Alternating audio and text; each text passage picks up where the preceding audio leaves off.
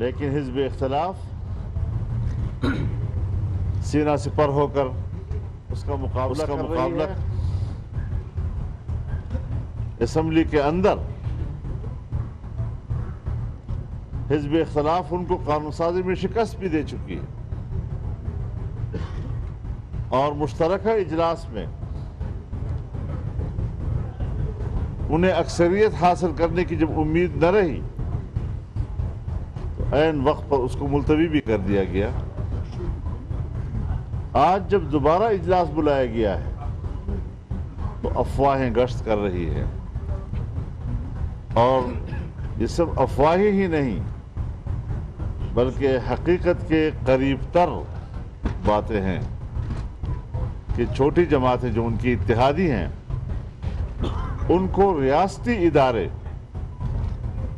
دباؤ میں لا کر ان کی گردن مروڑ کر اور ان کے گردنوں پر بوٹ رکھ کر ان کو مجبور کر رہے ہیں کہ آپ نے اجلاس میں جانا ہے۔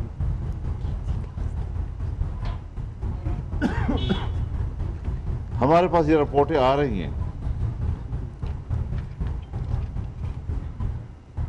ہم اداروں کا احترام کرتے ہیں، اور جب ادارے ہمیں کہتے ہیں کہ ہم نیوٹرل ہیں، ہم غیر جانبدار ہیں، اور پھر بہت بڑی لیول پر ہم سے یہ بات کی جاتی ہے تو ہم ان پر اعتماد بھی کر لیتے ہیں، لیکن آج پھر ان کی غیر جانبداری مجروح ہو رہی ہے۔ آخر ضرورت کیا ہے کہ یہ سب کچھ 19 نومبر سے پہلے کرنا ہے؟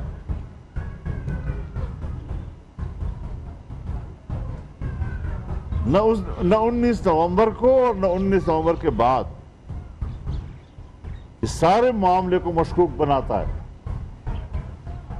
کہ شاید سیاسی اداروں یا ان کی کسی شخصیت کے ساتھ کمٹمنٹ کی بنیاد پر یہ سب کچھ ہو رہا ہے۔ یہ پاکستان کی جمہوری اور پارلیمانی کردار پر ایک بدنما داغ ہے۔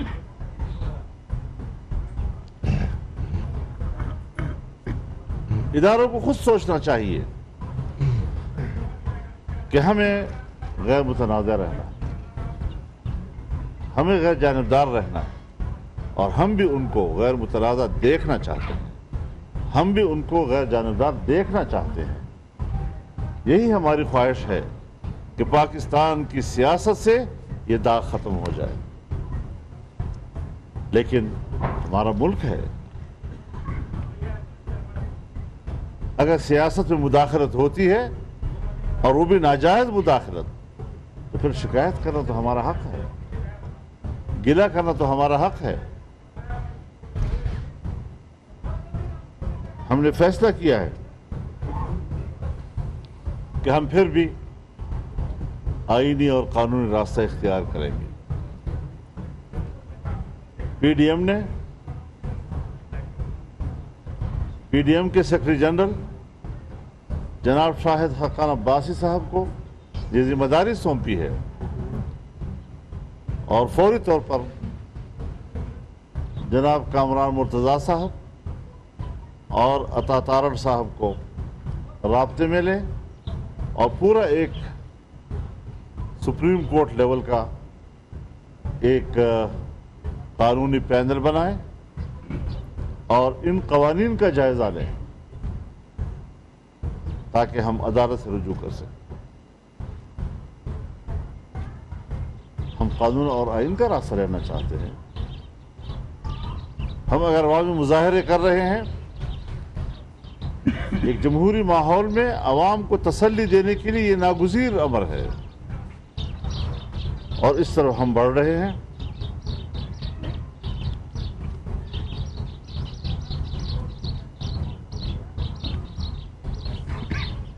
تو اس حوالے سے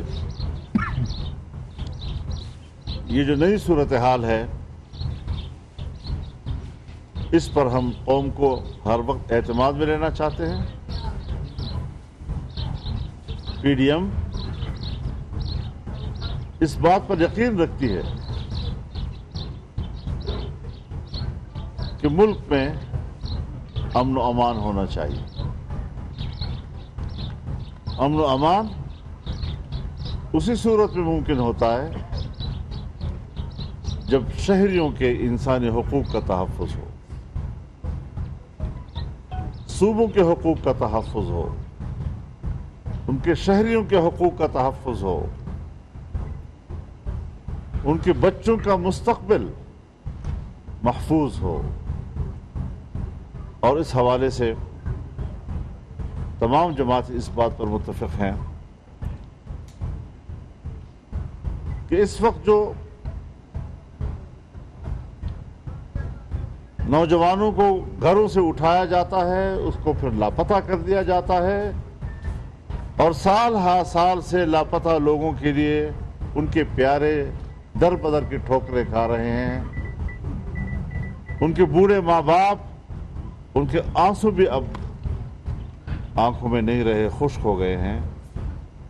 ان کے دلوں کے زخم، اس کے لیے مرہم بھی ختم ہو گیا ہے، لیکن شقی القلب قوتیں وہ اس انسانی حق سے اور سمجھتے ہیں کہ ہم ریاست کی خدمت کر رہے ہیں۔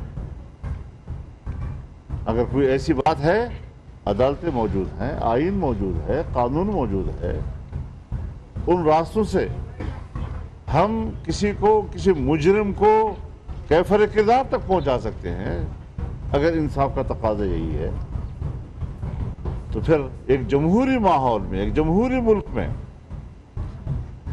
ایسے واقعات، اور کہ جس طرح ایک ڈکٹیٹر ہمارے جیسے جمہوری ملک میں بھی وہی واقعات ہو رہے ہیں، کیا فرق ہے دوسرے ملکوں میں اور ہمارے ملک میں؟ میں یہاں کا نادیدہ قوت ملک کے حاکم ہیں یا آئین اور قانون کے روشنی میں کام کرنے والی قوتیں وہ ملک کے مالک ہیں؟ یہ ساری وہ چیزیں ہیں کہ جس کے لیے پورے ملک کے طول و عرض میں اضطراب پایا جا رہا ہے، تشویش پائی جا رہی ہے، اور ہم ایک مطمئن اور اضطراب سے پاک ایک سوسائٹی چاہتے ہیں، ایک معاشرہ چاہتے ہیں جہاں ہر انسان اپنے حقوق کے حوالے سے مطمئن ہو، اور اس پر انشاءاللہ ہم آگے بڑھنا چاہتے ہیں تاکہ اپنے نئے مستقبل کو ہم تراش سکیں۔ وآخر دعوانا الحمدللہ۔ مولانا صاحب، گلگت بلتستان کے چیف جج رانا شمیم کا جو بیان ہے وہ عدالت پہ خود ایک سوالیہ نشان ہے، تو کیا ابھی آپ توقع رکھتے ہیں کہ جب عدالت میں آپ جائیں گے تو وہاں سے آپ کو انصاف ملے گا؟ دیکھیے، یہ چیزیں عدالت کے اوپر ایسے داغ ڈال رہے ہیں کہ جس سے ماضی کے تمام فیصلے مشکوک ہو جاتے ہیں، لیکن تاہم ہم پھر بھی اصول کا راستہ نہیں چھوڑتے۔ ہم اب بھی سمجھتے ہیں کہ اس کی عدالتی تحقیقات ہونی چاہیے، آزاد اور خود مختار ایک ایسے ادارے بننے چاہیے کہ جو اس قسم کے بیانات کا تجزیہ کر سکیں، اس کے عوامل کو سمجھ سکیں۔ ایسی باتیں کیوں آ رہی ہیں؟ یہ تیسرا چوتھا جج ہے جو اس قسم کی گفتگو کر رہا ہے، آن ریکارڈ کر رہا ہے، حلفیہ طور پہ کر رہا ہے، تو ظاہر ہے اس چیزوں کو جانچنا چاہیے۔ جس نے یہ بات کی ہے وہ زندہ ہے، اس سے پہلے بھی جو ججوں نے باتیں کی ہیں وہ بھی زندہ ہیں۔ تو پھر اس طریقے سے ہر چیز پر مٹی پاؤ، اسے تو کام نہیں چلے گا جی۔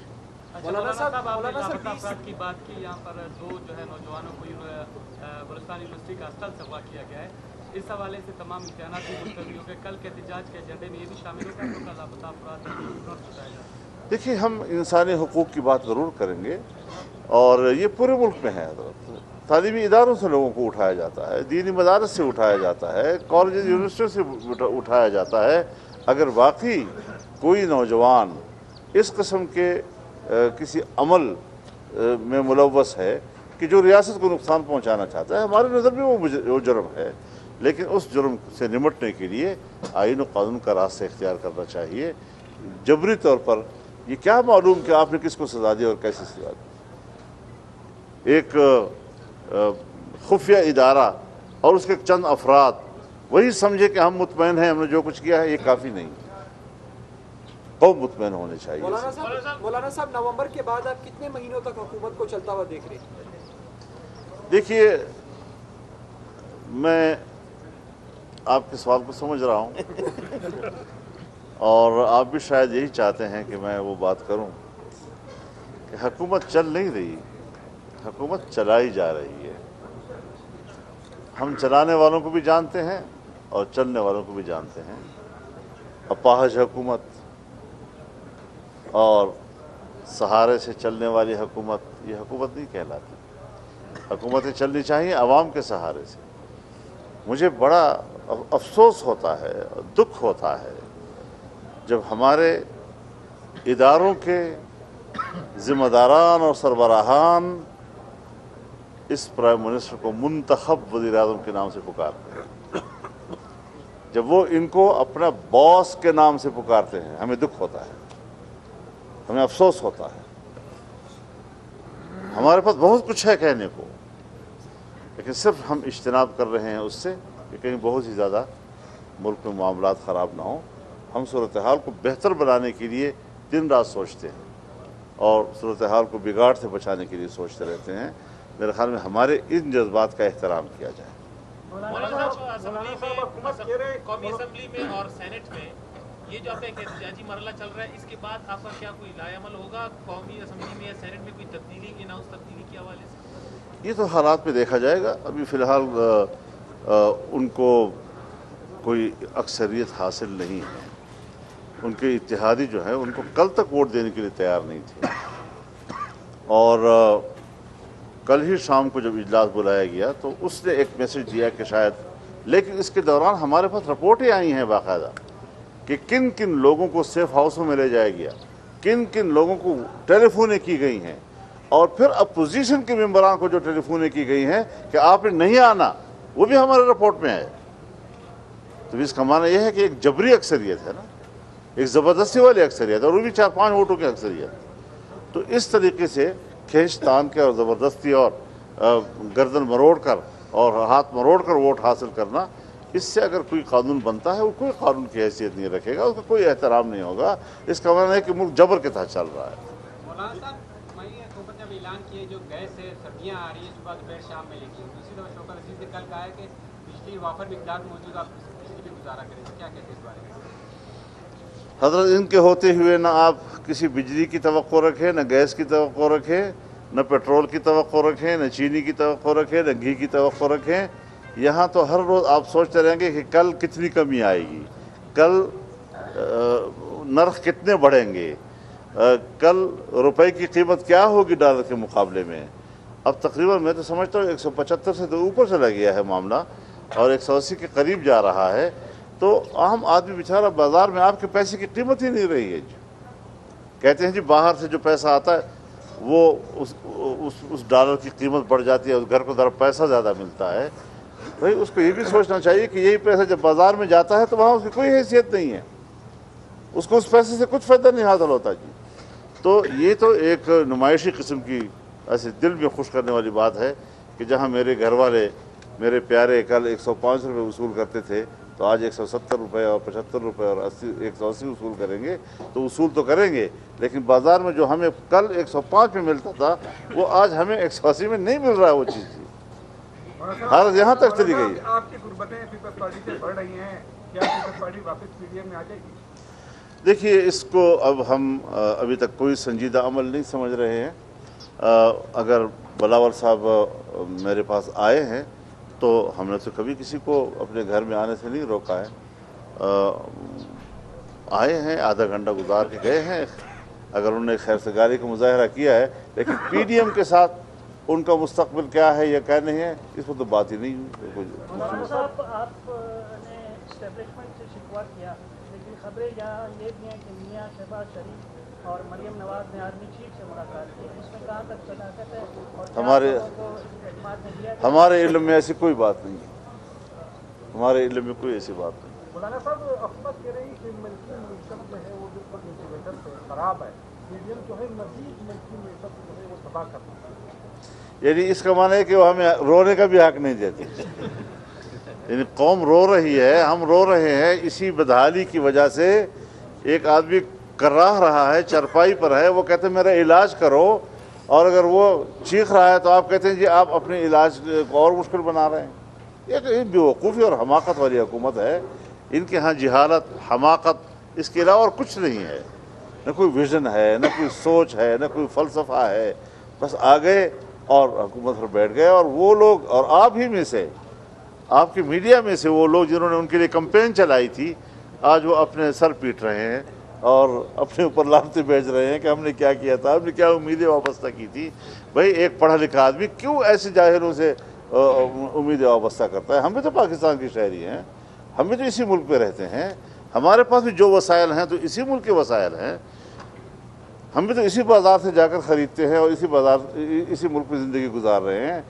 तो हमने तो बहुत पहले कहा था कि आप बहुत बड़ी गलती करेंगे, बहुत पहले कहा था। तो थोड़ा सा इन मिस्किनों गरीबों की बात को भी समझ लिया करें कि गरीब मुल्ला के आज़ाद पर कलमा भी पढ़ लिया करो। जी,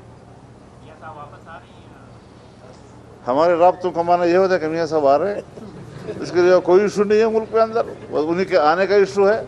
वो फैसला उन्होंने खुद करना है, जब वो तशरीफ़ लाए। लेकिन आजकल दुनिया जो है वाबस्ता है। हमने कल भी जूम पर मीटिंगें की हैं, हम ऐसे आपस में बैठे रहे जैसे हम एक दूसरे को आमने सामने सुन रहे हैं। मौलाना साहब, असद उमर का कहना है कि अगर अपोजिशन वाले यहाँ पर आए इस्लामाबाद में तो उनके साथ यशर होगा, लाठीचार्ज होगा, उन पर तशद्दुद होगा। तो क्या इसके बाद आप लोगों का है प्रोग्राम? बढ़ के न मारा करें, हमें बढ़ के मालूम है कि इन बड़कों के लोग हैं। अगर अपोजिशन ने फैसला किया कि तुम्हें उठाकर बाहर फेंक दे, फिर क्या करोगे? तुम्हारी हैसियत क्या है? लेकिन बलूचिस्तान में तो इत्तेहादी बन के उनको और सहारा दिया। क्या बलूचिस्तान में अपोजिशन ने बाप पार्टी के एक मुखालिफ ग्रुप को सहारा दे के उसको आगे लाए? बलूचिस्तान की मखसूस सूरत हाल के पेश नज़र ज़ाहिर है, जब मैं अपोजिशन में बैठा हूँ, जब ज़हरी साहब की हुकूमत थी तो हम अपोजिशन में बैठे थे, और अपोजिशन हुकूमत सारी आकर अपोजिशन में बैठ जाए तो फिर मैंने क्या करना है, मुझे बताओ उस वक्त पर। जब सारी हुकूमत अपोजिशन में आ जाए और मैं पहले से अपोजिशन में हूँ, और मैं उस वक्त भी लीडर अपोजिशन था और मैं आज भी लीडर अपोजिशन हूँ, और मेरे दामन में आकर गिर जाए सारे, तो फिर हमने तो उसी के मुताबिक फैसले करने होते हैं। वो ना आते तो हमने कोई दरख्वास्त नहीं की थी उनसे। अपना कैंडिडेट भी तो ला सकती थी सीएमशिप के लिए, जब साहब आपकी चौकी में आ गए। देखिए, हमने चूँकि हुकूमत में न आने का फ़ैसला किया था, हमने अपोजिशन में बरकरार रहने का फ़ैसला किया था, हमने बावजूद इस सारी सूरत हाल की तब्दीली के उनकी हुकूमत में शामिल न होने का फ़ैसला किया था। उस उसूल पर हम कायम रहे हैं जी, हम अपने उसूल से नहीं हटते। पंजाब की हुकूमत गिराने में बताया जा रहा है कि मियाँ शहबाज शरीफ सबसे बड़ी रुकावट है। वो कहते हैं कि ये उस्मान गुलजार है, तो इसमें कहाँ तक है? क्या कभी आप लोगों ने एहतजाज किया कि पंजाब की हुकूमत गिराई जाए?